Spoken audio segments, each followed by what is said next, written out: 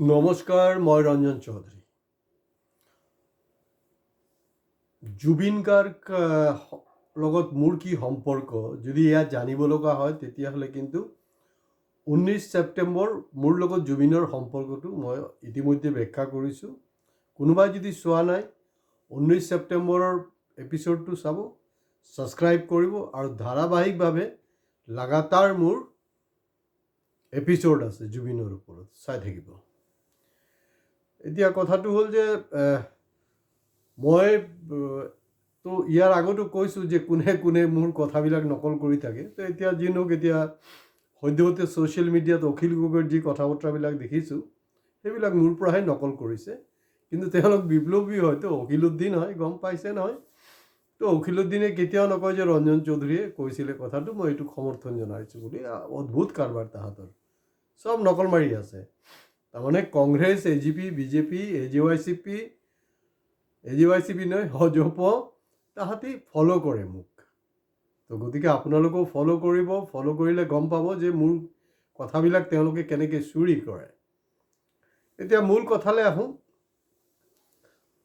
একদম মানে যোনটো বাস্তৱ এয়া হ'লগৈ যে 19 ছেপ্টেম্বৰৰ পৰা মই কম বেছি জুবিনৰ, এনেইতো ৰাতি মোৰ এটা সপোন আহি যায় ক'ৰবাত না ক'ৰবাত, কিন্তু কম বেছি জুবিনৰো এটা চেপ্টাৰ থাকে।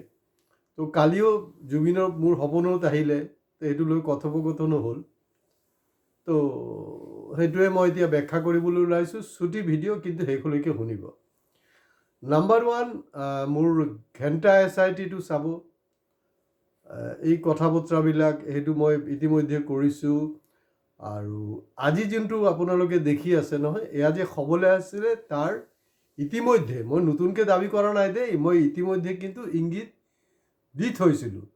যদি আপোনালোকে ছাবস্ক্ৰাইবাৰ হয়, মোৰ ৰেগুলাৰ ভিউ হয়, তেতিয়াহ'লে চাব যে আজি যিবিলাক ঘটনাটো আজি হৈছে ছেইম। তাৰমানে 26/11 যেনেকৈ আপোনাৰ মুম্বাই এটাক হৈছিলে নহয় হোটেল তাজত, আজিও কিন্তু জুবিন অনুৰাগীৰ ওপৰত এটা এটাক, ডাঙৰ এটাক। 12 নকৰি একচুৱেলি 19 কৰি দিয়া হ'লে বাৰু ভাল হ'লেহেঁতেন। 3 মাহ, কাৰণ 3 মাহতো আমাৰ এটা কাম থাকে ন।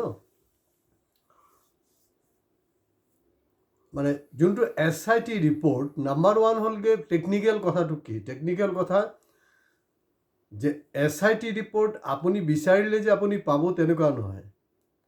এইটো কোৰ্টৰ নিয়মৰ যোনটো পৰে, তেওঁলোকে সেই নিয়ম মতেহে আপোনালোকক SIT ৰিপৰ্ট দিব। আৰু মই চিয়'ৰ যে সেই SIT ৰিপৰ্ট ইমান মানে ৰামায়ণ মহাভাৰতৰ যে ৰিপৰ্ট, সেইটো আপোনালোকে পোৱাৰ পিছতে পঢ়াৰ ধৈৰ্য থাকিব বুলি মোৰ আশাটো খুব কম। এইটো ৰিপৰ্ট হ'বলৈ আছিলে, এইটো হ'ল। আৰু এই গোটেই কথাটো এনেকুৱা হৈছে যে প্ৰথমতে তেওঁলোকে দাবী কৰিলে যে আমি জুবিনৰ ন্যায় দিছোঁ মানে কাৰোবাক আপুনি জেলত ভৰালে। জেলত ভৰাৰ অৰ্থ এইটো নহয় যে he is accused, he is punished. আপুনি জেলত ভৰালে। এতিয়া মই লেটেষ্ট এটা আপোনালোকক হেৰি কৰিব বিচাৰিছোঁ। যোৱা 5 বছৰ ধৰি, মানে সেইটোৰ লগত সেইটো মই কম্পেয়াৰ নকৰোঁ, কিন্তু টেকনিকেল কথাটো কওঁ কি কাহা যাহা মানে ৰাজা হৰিশ্চন্দ্ৰ কাহা গংগু তেলি। তো শ্যামকানু মহন্ততো গংগু তেলি হয়। আপোনাৰ অমৰ খালিকক যোৱা 5 বছৰ এই জেলত বিভিন্ন হেৰিত তাক মানে ৰেহাই দিয়া নাই। এতিয়া ৰিচেণ্টলি সুপ্ৰিম কোৰ্টে দিলে, তথাপিও সেইটো তেওঁৰ মানে ভণ্টিৰ বিয়াৰ কাৰণে তাতো 1000টা চৰ্ত তাত দিছে যে এইটো কণ্ডিশ্যন থাকিব, ইণ্টাৰিম বেল হ'ব তোমাৰ। তো আপুনি জেলত যে দিছে, তো এইটোৰ অৰ্থটো কিন্তু ইষ্টাব্লিছ হোৱা নাই যে আপুনি ন্যায় দিলে, নাম্বাৰ 1। নাম্বাৰ 2, SIT ৰিপৰ্ট যোনটো ৰামায়ণ মহাভাৰত ৰচনা কৰিলে, এইটোৰ অৰ্থ এইটো নহয় যে আপুনি প্ৰমাণ কৰিলে যে সি দোষী হয়। SIT ৰিপৰ্ট মানে এটা চাৰ্জশ্বিট। এতিয়া আমাৰ যোনটো মানে দৈনন্দিন যোনটো অভিজ্ঞতাৰ পৰা মই কৈছোঁ, আপোনালোকে চাব যে আমি দেখিছোঁ যে এই কেছটো বৰ ষ্ট্ৰং হয়। ছ'চিয়েল মিডিয়াত, নিউজ চেনেলত একদম ফালি দিয়ে, একদম হাংগামা লাগি থাকে। তাৰ কিছুদিন পিছত কোৰ্টৰ ৰায়টো উল্টা হৈ যায়। তাৰমানে যে পুলিচে যে কেছ ডায়েৰীটো বনায় নহয়, কেছ ডায়েৰীটো অলপ সুৰঙা থৈ দিলে বাছ হৈ গ'ল। কাৰণ সেই কালপিটৰ পইচা লৈ সেইটো পুলিচৰ লগত সেইটো কৰি আছে। কিন্তু হয়, মই সন্মান জনাই অসম পুলিচক ক'ব বিচাৰিছোঁ যে আপোনালোকৰ যি যোগ্যতা, যি কম্পিটেঞ্চিক লৈ মোৰ কোনো সন্দেহ নাই, কিন্তু প্ৰব্লেমটো হ'ল অসমৰ গৃহমন্ত্ৰী আপোনাৰ বছজনে হ'লগৈ আপোনাৰ হিমন্ত বিশ্ব শৰ্মা। গতিকে ইয়াত আপোনালোকে কম্পিটেঞ্চিটো দেখুৱাব নোৱাৰিব, কাৰণ তেওঁ আপোনালোকে কি লিখিব নালিখিব সেইটো তেওঁৰ ওপৰত নিৰ্ভৰ কৰে। ইয়াত আমাৰ অখিলউদ্দিনে দাবী কৰা মতে মানৱেন্দ্ৰ শৰ্মাৰ যি হত্যা, মানৱেন্দ্ৰ শৰ্মাৰ হত্যাৰ যি চাৰ্জশ্বিট হিমন্ত বিশ্ব শৰ্মাৰ ওপৰত আছিলে, বা এই আলফাৰ নামত তেওঁ যে এক্সটৰ্চন যোনটো কৰিছিলে, টকা উঠাইছিলে, তেওঁৰ ওপৰত যিবিলাক আছিলে, চাৰ্জশ্বিট আছিলে, এইবিলাক সেইটো সময়ত তেওঁ মুখ্যমন্ত্ৰী নাছিলে, তেতিয়া একজন প্ৰতাপী মন্ত্ৰী আছিলে। প্ৰতাপী মন্ত্ৰী হৈ থাকোঁতে এই কোৰ্টৰ পৰা গোটেই মালে গাইব কৰি দিলে, হিমন্ত বিশ্ব শৰ্মাৰ হিচাপত মাল গাইব কৰি দিলে। গতিকে এতিয়া তেওঁ মুখ্যমন্ত্ৰী, তাতকৈও ডাঙৰ কথা তেওঁ নিজে বাৰে বাৰে কৈ আছে যে মই ইণ্ডিয়াত আটাইতকৈ powerful money. So' how we can trust. এতিয়া ছাবমিট হয়তো ঠিকেই হৈছে, হ'বও পাৰে, কিন্তু তাত কিবা ধৰি লওক সুৰুঙা থাকি গ'ল নেকি সেইটো চাব লগা আছে, আৰু সুৰুঙা থাকি যোৱাৰ সম্ভাৱনাটো বহুত বেছি।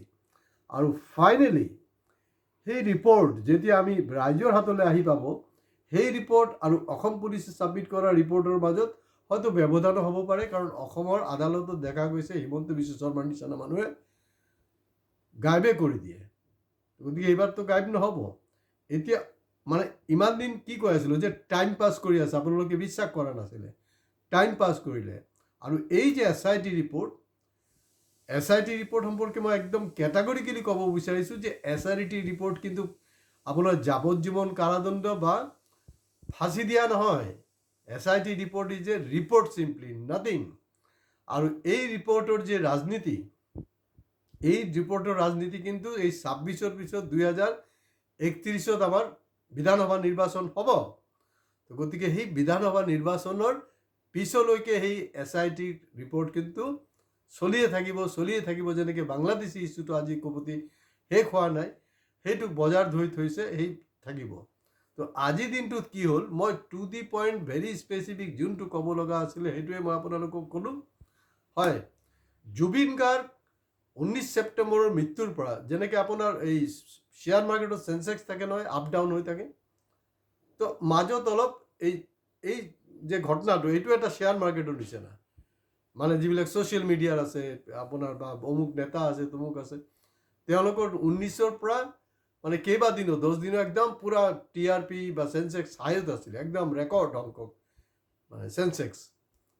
আৰু আজিৰ পৰা আকৌ কিছুদিনে চলিব। গতিকে এনেকুৱা কথাটো হ'ল যে টাৱাটো গৰম আছে, যোনে যেনেকৈ পাৰিব ৰুটিটো ছেকি ল'বলৈ চেষ্টা কৰিব।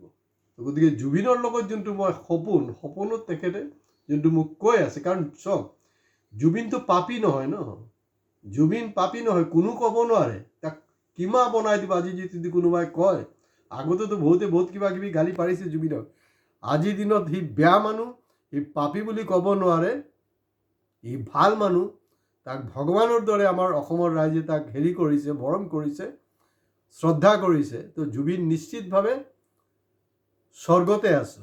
তো গতিকে স্বৰ্গত থাকি তেখেত মোৰ লগত যি বাৰ্তালাপ হ'ল, সেইটো মতে কথাটো এনেকুৱা যে মইতো আগতে জানিছিলোঁ যে ঘণ্টা SIT, আৰু ঠিক মই যে মাজত আপোনাৰ ঘণ্টা SIT কৰিছিলোঁ, আৰু ঠিক ছেইম টু ছেইম হ'ল।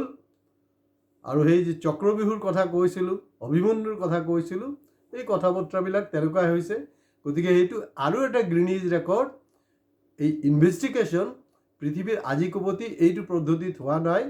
মই ইয়াৰ আগতো কৈছোঁ যে আমেৰিকাত বৰফ পৰিছে আৰু ইণ্ডিয়াত মানুহবিলাকে গৰম কাপোৰ পিন্ধিছে, এইটোতো হ'ব নোৱাৰিব নহয়, কিন্তু ইয়াত এইটো হ'বলৈ গৈ আছে।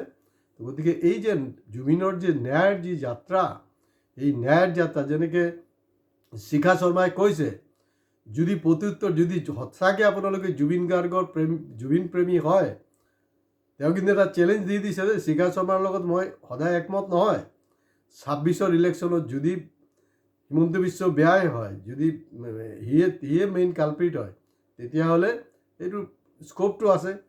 তো 2026 আপোনালোকে খেলটো দেখাব, যেনেকৈ আপোনাৰ শ্যামকানু মহন্ত এণ্ড কোম্পানীয়ে খেলিলে, হিমন্ত বিশ্ব এণ্ড ৰণিকি কোম্পানীয়ে খেলিছে। তো গতিকে অনুৰাগীবিলাকে কি খেলে তাৰ ওপৰতে নিৰ্ভৰ কৰিব 2026। আৰু তেওঁ 2026 এই মুহূৰ্তলৈকে যিটো পজিশ্যন তেওঁ আকৌ জিকি আছে, আৰু আকৌ জিকি যোৱাৰ পিছত আকৌ যেতিয়া আপোনাৰ অপজিশ্যন পাৰ্টি অলপ এই বস্তুটোক গিয়াৰ দিবলৈ চেষ্টা কৰিব, তেওঁ আকৌ 2031লৈকে টানি লৈ যাব। মোৰ 2031লৈকে মই জীয়াই থাকোঁ নাথাকোঁ মই নাজানো, কিন্তু এই কথাখিনি কিন্তু এই পৃথিৱীত থাকি যাব। আজি ইয়াতে শেষ কৰিছোঁ। ভিডিঅ' ভাল লাগিলে শ্বেয়াৰ কৰিব, লাইক কমেণ্টছ কৰিব, হয় আপোনালোকে ছাবস্ক্ৰাইব কৰিবলৈ প্লিজ নাপাহৰিব। নমস্কাৰ।